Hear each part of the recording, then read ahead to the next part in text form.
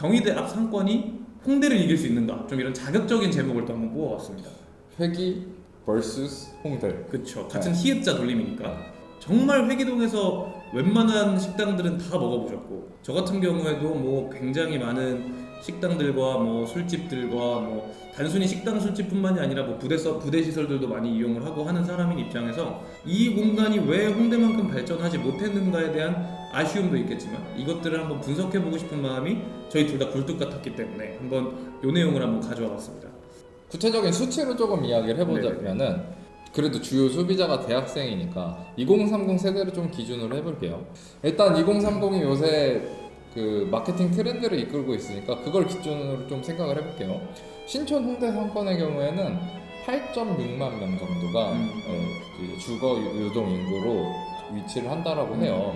주거 인구와 보통 유동 인구 정도 그쵸. 합쳐서 네, 이제 그 상권을 실질적으로 이용할 수 있는 수요자의 수가 그쵸, 한 8만 6천 명. 네, 8만 6천 명. 네, 8.6만 명 정도 네, 된다. 8만 6천 명 정도가 되고 보통 월 매출 평균적으로는 3,375억. 그 전체 상권을 합쳤을 네, 때. 그렇죠, 그렇죠. 네. 그러니까 뭐 마포구에 이제 신촌이랑 와우산로 그쪽, 네. 그쪽 쪽을 합쳤을 때가 3천억이 조금 넘는 그 매출이 난다라고 해요.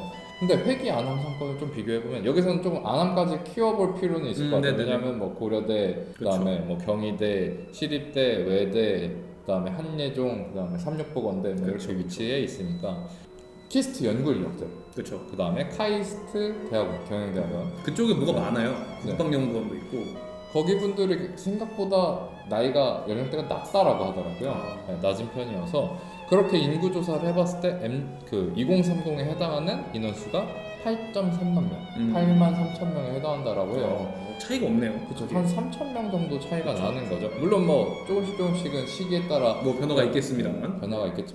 그런데 월 매출은 사실 1,000억, 1,035억 정도 난다라고 해요. 그랬을 때 사실 거의 3분의 1 수준이지 않을까요? 그럼 과연 소비자가 차이가 있냐? 소비자는 거의 비슷한 것 같아요. 유형으로서의 차이는 외관상으로는 큰 차이가 없을 수도 있겠죠. 그렇죠, 그렇죠. 조금 더 강점인지 단점인지 모르겠지만 특징으로 얘기하면 외국인들이 훨씬 요새는 더 많은 편이라고도 그렇죠. 하고요. 유학생들이 워낙 많이 들어오시니까. 경희대학교가 1등인가요? 아마 제가 알기로는 서울시내대학에서 가장 유학생 수가 많은 대학이에요. 그런 것들을 봤었을 때 구매력은 충분하다. 그렇죠. 근데 다만 홍보가 안 됐거나 혹은 컨텐츠가 부족하거나 뭐 그런 문제라고 저는 판단을 하는데 그럼 그 부분을 개선을 하게 된다면 이 시장 역시 충분히 가치 있는 상권이지 않을까 싶어요. 정말로 신촌 홍대 수준을 뛰어넘을 수도 있고 뛰어넘지 못하더라도 그와 비슷한 수준의 매출이 나오게 될 수 있는 상권이라고 생각을 합니다.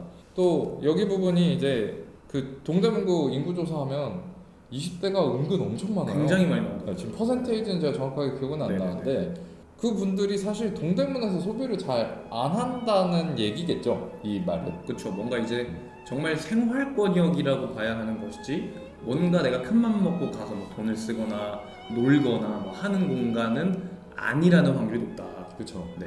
안 그래도 지금 골목 식당에 나온 것들 좀 찾아봤는데 백종원 선생님께서 예전에 골목 식당을 회기동으로 왔을 때 이 골목 식당은 원래 취지가 좀 죽어가는 골목 상권을 살리는 것이 목표인데 이미 회기동은 유동인구가 많은 상권인데 왜 여기를 갔냐는 비난도 있었다고 해요. 그렇죠. 네, 근데 이제 그분이 말씀하시길 이곳 같은 회기동 상권 같은 경우에는 유동 인구가 많은 것에 비해 죽어 있는 상권은 맞다 라고 이야기를 또 하셨다고 하더라고요. 그래서 이제 이런 것들도 충분히 한 번쯤 고려해봐야 할 주제라고 생각을 하고 또 보면은 얼마 전이라면 뭐 제가 1, 2학년, 17년도, 18년도 때까지만 해도 여기는 로컬 술집이나 로컬 식당들이 되게 많았는데 어찌 보면 또 발전의 일환일 수 있는 게 좀 젠트리피케이션 같은 요소들이 많이 발생을 해서 프랜차이즈들이 굉장히 많이 들어왔습니다. 이번에 한신포차도 들어왔고 뭐 인생 맥주도 들어있고 좀 그런 되게 유명한 집들도 많이 들어오고 뭐 없는 게 없는 상권이 되면서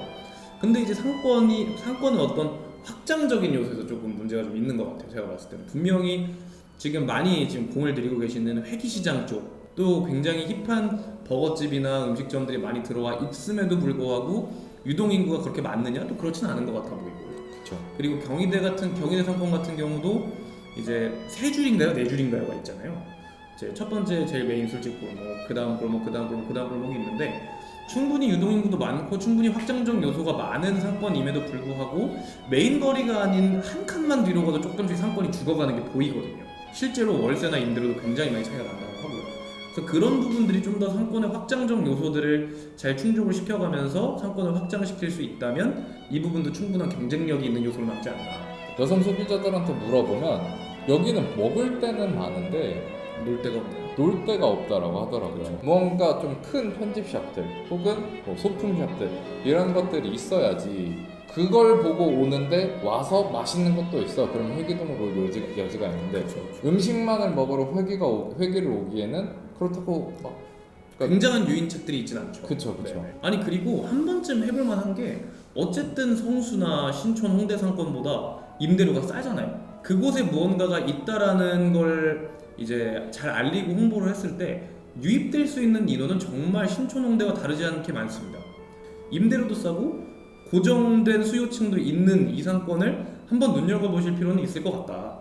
네, 그런 생각이고 뭐 그렇다고 저희가 성공을 보장해드릴 수는 없다고 하지만 어쨌든 이 상권이 가지신 경쟁력들을 저희가 얘기하는 것들뿐만 아니라 굉장히 다양한 루트로 물론 찾아보시겠지만 그것들을 바탕으로 충분히 경쟁력 있는 상권이라고 생각이 되신다면 한 번쯤 시도해 보시는 것도 나쁘지 않다라는 추천을 좀 드려보려고 합니다.